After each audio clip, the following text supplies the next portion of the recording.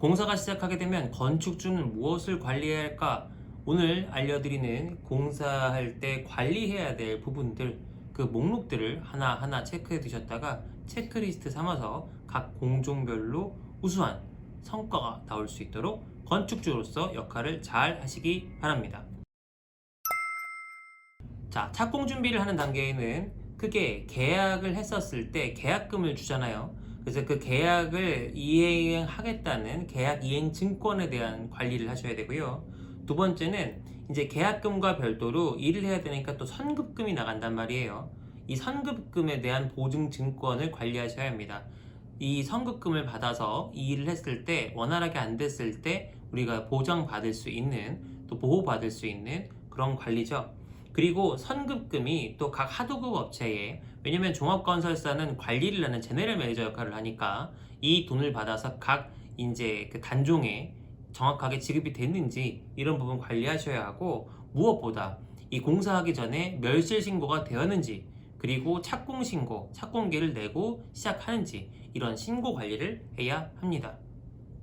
자, 그 다음은 공사협의죠. 이 공사협의를 할 때 우리가 보편적으로 카톡을 많이 쓰시는데 카톡은 나중에 관리가 안 됩니다.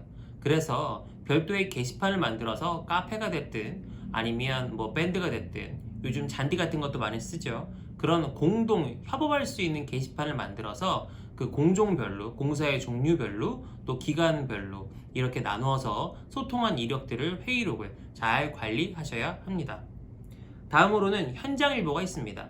이 현장일보라고 하는 건 자재가 반입이 될 때 실제로 계약됐던 계약의 서에 있는, 계약증서에 있는, 계약서에 있는 그 제품이, 지정한 그 제품이 반입되었는지 그 태그를 확인하는 자재 반입 사진이 있어야 되고요.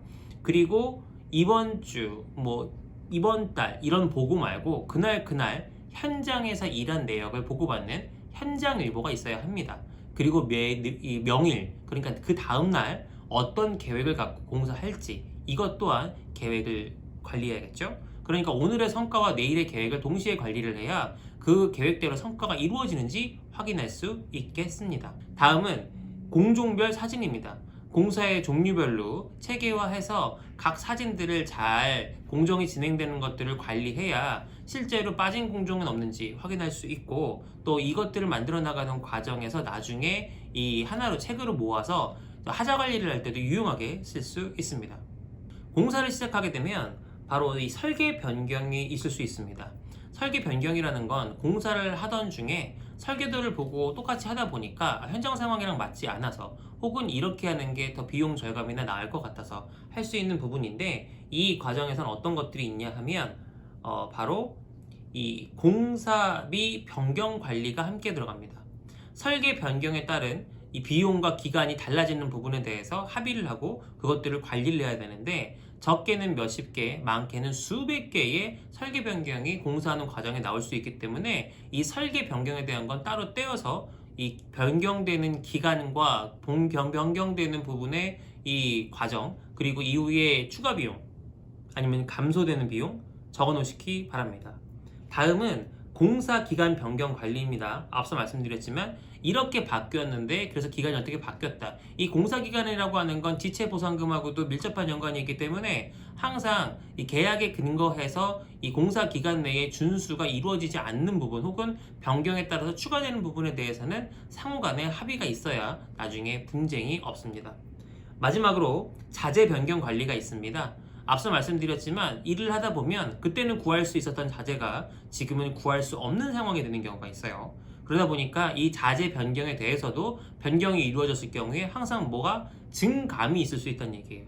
이 부분에서는 결국 설계 변경에 따른 증감에 따른 기간과 비용을 관리해야 한다, 이렇게 이해하시면 되겠습니다. 다음으로는 기성 관리가 있습니다. 이 기성 관리라고 하는 건 이미 이룬 만큼 이 대금을 지급하는 구조가 되는 거죠.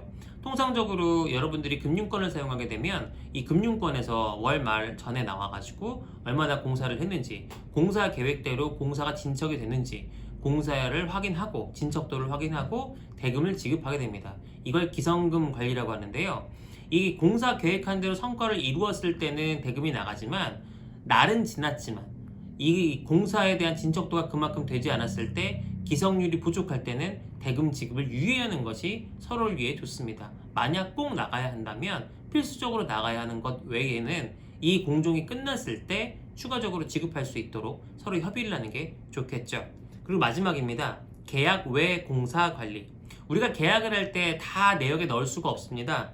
특히 이 공사하는 과정에서 여기까지는 종합건설사가 하고, 예를 들어서 인테리어 공사 좀 잘하고 싶다. 그건 그것만 별도로 우리가 분리해서 분리발주를 이제 종합건설사를 통해서 낼 수 있는데, 해당 부분에 대한 지정공사 관리가 필요하고, 또 한 가지 우리가 이 건축주 측, 특히 발주처 측, 저희 같은 CM을 이용하는 경우에 좀 싸게 구할 수 있는 자재가 있어서 그거는 우리가 지급하겠소 라고 하는 분야를 우리가 지급자재 관리라고 합니다.